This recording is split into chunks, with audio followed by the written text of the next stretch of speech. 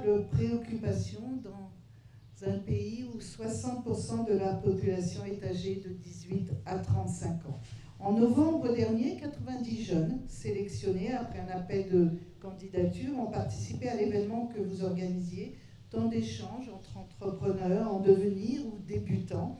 3 d'entre eux ont été primés au regard de la qualité des projets portés, et on a pu l'entendre tout à l'heure. Je vais rappeler quels étaient vos projets, mais en tout cas, je tiens d'ores et déjà à vous féliciter. Je veux redire que c'était au départ plus de 450, je crois, projets qui avaient été sélectionnés. On voit là toute la richesse, la créativité de ces jeunes. L'entrepreneuriat, l'agriculture, l'énergie, la formation professionnelle, le tourisme sont des secteurs porteurs au Sénégal. Aussi, je félicite très chaleureusement les participants du forum que j'ai eu le plaisir de rencontrer ce matin autour de ce petit déjeuner pour leurs initiatives et je crois leur pugnacité. L'entrepreneuriat est un parcours, pas toujours très facile, semé d'embûches, mais qu'il faut savoir dépasser. Et je vous souhaite à chacun un grand succès dans la réalisation de vos projets et dans leur développement. Votre présence ici témoigne de votre réelle capacité à créer de l'initiative, qu'elle soit économique comme associative, sans qu'elle ne soit contradictoire, bien au contraire. Si je regrette peut-être, si je ne peux que regretter la présence de femmes parmi les lauréats aujourd'hui, je tiens néanmoins à féliciter Nathalie Colli, qui même si elle ne fait pas partie des gagnants, a bénéficié d'un séjour sur le thème de l'ornitourisme, et je veux le saluer, en France, et vous êtes allé au parc naturel régional des Landes. Sur ce thème-là, c'est une région que je connais bien. C'était organisé par l'ambassade en lien avec le conseil départemental de Gironde. Et il semble que cette mission ait été fort utile au développement de votre projet, Nathalie, et je m'en réjouis.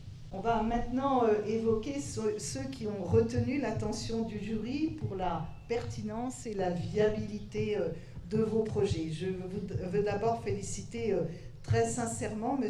Idrissa Traoré, qui bénéficie d'une subvention pour la mise en œuvre de son projet de ferme intégrée à Bakel, dans une région particulièrement marquée par le chômage des jeunes. Cette subvention vous permettra d'aménager un système d'irrigation et de suivre plusieurs formations indispensables à la réussite de votre projet. Je veux ensuite féliciter M.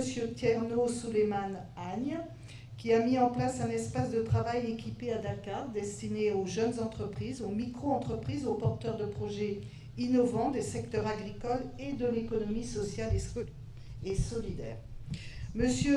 Mohamedou Si, qui porte un projet de mise en place de kiosques solaires dans les villages non électrifiés de la région du Ferlo, qui est dans le nord-est du Sénégal. Je suis venue là principalement sur le thème de l'économie sociale et solidaire. C'est pour peut-être constater toute cette énergie, cette volonté qu'il y a de structurer ce modèle économique complémentaire du modèle économique classique.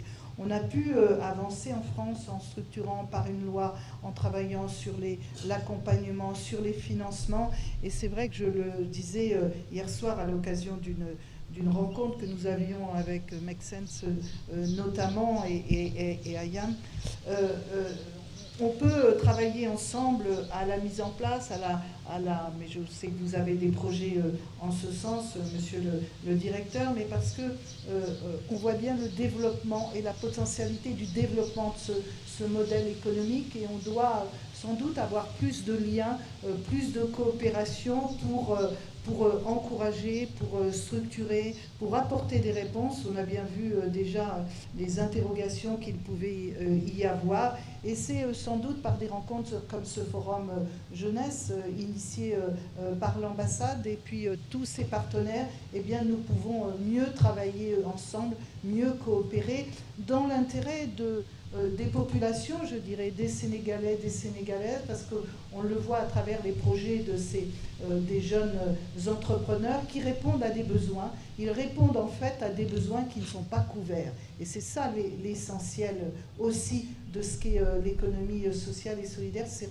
savoir répondre à des besoins avec des projets locaux qui respectent, qui sont d'ailleurs très divers, mais qui respectent l'environnement, qui ont un côté social, puisque là aussi ils créent de l'emploi, donc ils apportent une richesse dans les territoires. Donc voilà tous ces partenariats que nous avons à mieux mettre en place, parce qu'il y a déjà un certain nombre de partenariats, à mieux travailler entre nos deux pays.